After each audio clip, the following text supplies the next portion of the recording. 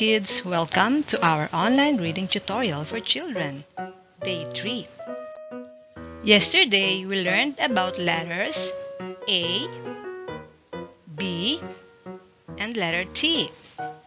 A says A, B says B, and T says T. A, B, T. Say it again, kids.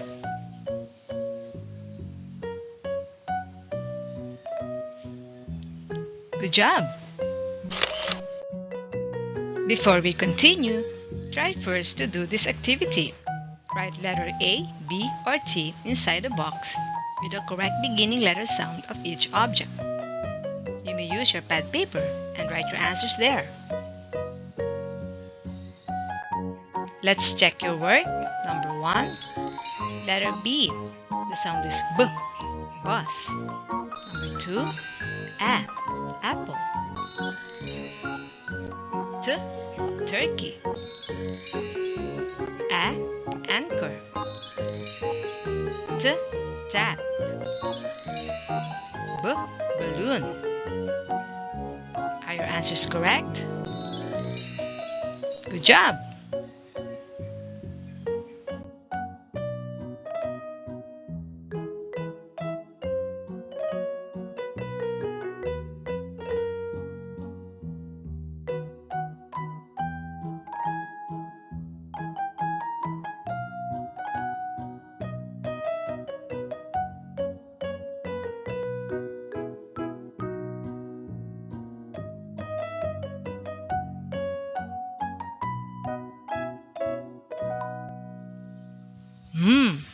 M is for man, map, mask, mango. M is for mad, math, map, man, mat, market.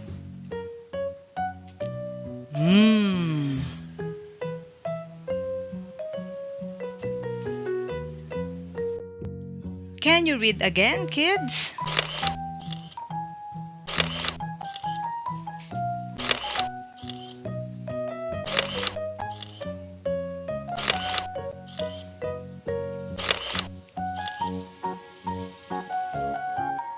Good job! Let's read more. A,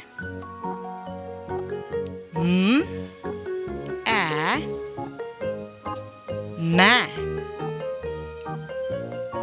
T, ma, mat, mat.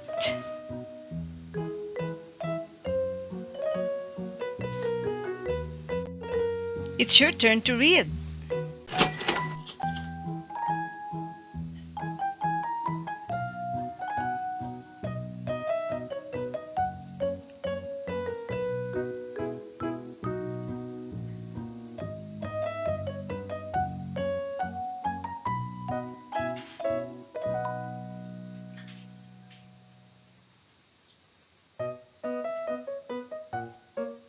Good job!